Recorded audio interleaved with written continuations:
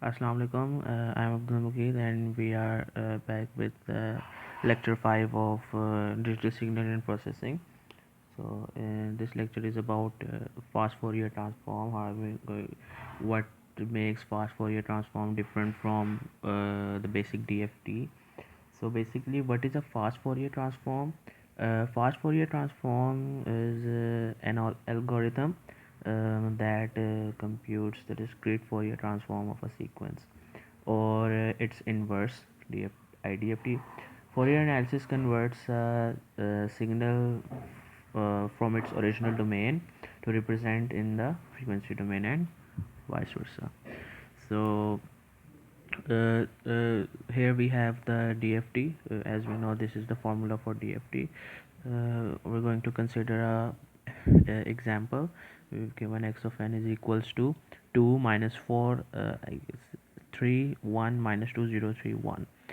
So basically what we're going to do is that we're going to apply a DSP technique or a fast Fourier transform to reduce the number of multiplications and the number of additions. We're basically going to reduce the computational cost. So if we have this, and so the Fourier transform of the signal is here given, as I have told you how to find the Fourier transform DFT. So I have directly calculated the DFT over here. So what makes FFT different? Let's see. So first we're going to derive the formula. Let's say we have the x of k is equals to summation n is equal to 0 to n minus 1. We have the DFT formula.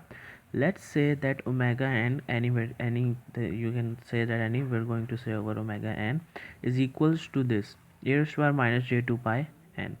Okay, so we're going to replace this with omega n. So when we replace this, we get this equation. Okay, so what basically omega n means, that if we have here what so when we're going to get the omega n, this final equation x of k is equals to summation n is equals to 0 to and minus 1 x of n omega n k. So basically what does this means, omega n over here? So if we have omega n and we are putting kn values, that means that e raised to the power minus j 2 pi n, and with the value kn. So we're going to get n gets cancelled, we're going to get the value e raised to power minus j 2 pi k. Similarly, if we have n by 2 over here, we're going to put n by 2 over here and we get e raised to power minus j pi. And if we have similarly n minus n, then we're going to have this. So now I have told you we're going to put and let's suppose we divide our system into like divide our sequence into two parts, let's say even entries and odd entries.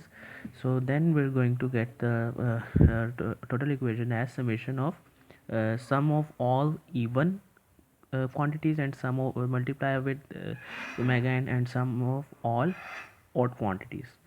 So why we're doing this, I'm going to tell you. So let n is equals to 2r. Let's say n is equals to 2r, since it's a even or odd. So x of k, so where was I? Yeah, let n is equals to, we're going to consider n is equals to 2r. So when we put it, we're going to get, and here we're going to replace n wherever n is with 2r. So n by 2 minus 1, because it's even odd.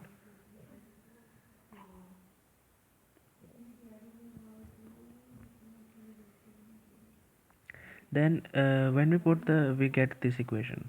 Okay, that is x of k is equals to, here n is replaced by 2r, and so when there's when it's r, then we're going to also replace the limits not with n but r.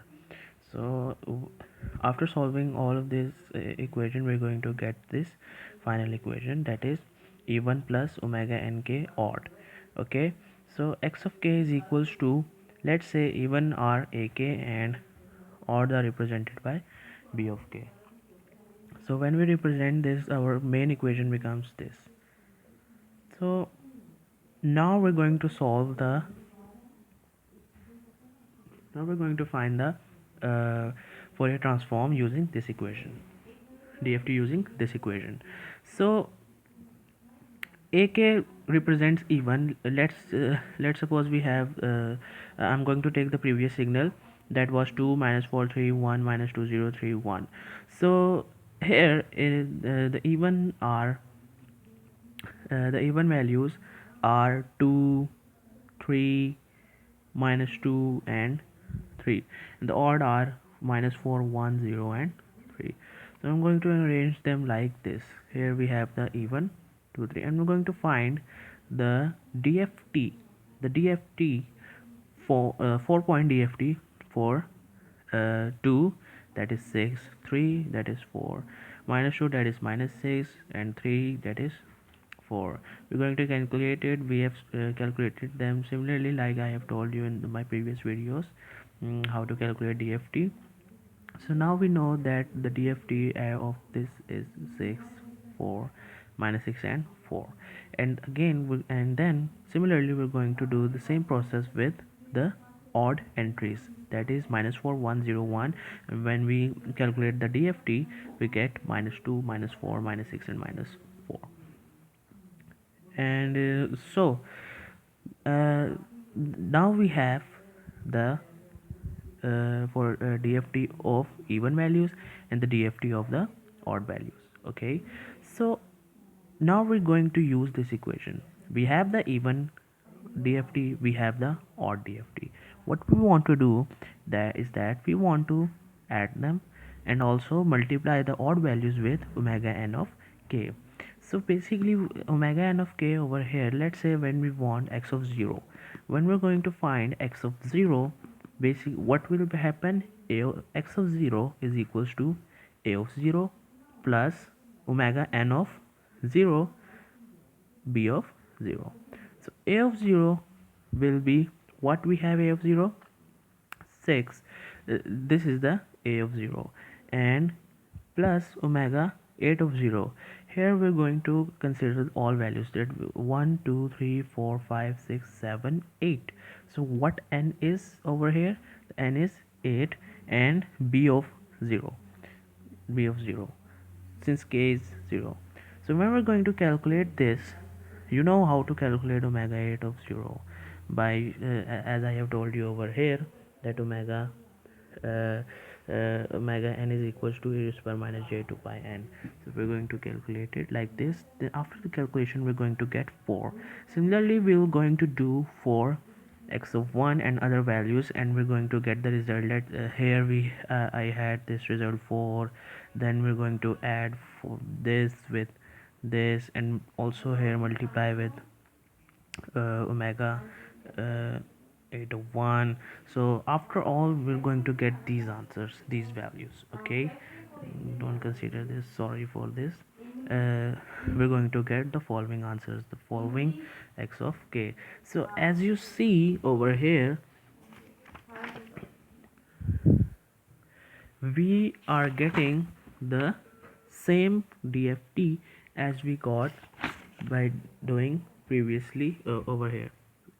So x of 0 was 4, and we're getting x of 0 4. Similarly x of 1 we had 1.172 plus 2.82j. Similarly we are getting this. So we're going to get the same results. If you are not getting, then you probably had done something wrong. So so what was the what was the basic need of doing all this stuff? Now I'm going to tell you why we need FFT. So basically you see that if you notice here, there are total number of 40 multiplications and 32 additions. There are a total number of 40 multiplications and 32 additions. Okay,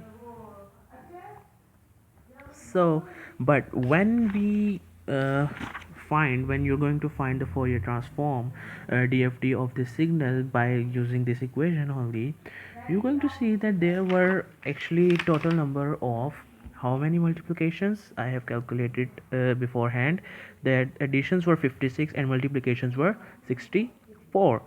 Now this computation has been reduced Here we have the multiplications, how many? 64. But when we used F50, we got only 40 multiplications. And when we and in previous when we used simple DFT formula, we got a number of how many additions we had to do 56. And in this we have done only 32 additions. So that's a lot of difference but not that much, but there is a difference. So basically this is the importance actually basically of FFT, why we use F50 instead of DFT, is basically that we are reducing the computational cost. We are reducing the computational cost, we are reducing the number of additions and number of multiplications. Similarly, if we divide our system, here we have divided into 4 4. Let's suppose we divide it into 2 2, like over here, like I have divided over here. So then you're going to follow the same procedure that I have told you behind. And when you do that, in this case the additions were 16 and multiplications were 24, so the number have more reduced. So this is the application of F50 and why we're using F50. So uh, we're basically reducing the computational cost. So that was all for today's lecture, that why we use F50 and how we use F50. And thank you, and we're going to meet in the next lecture. Allah Hafiz.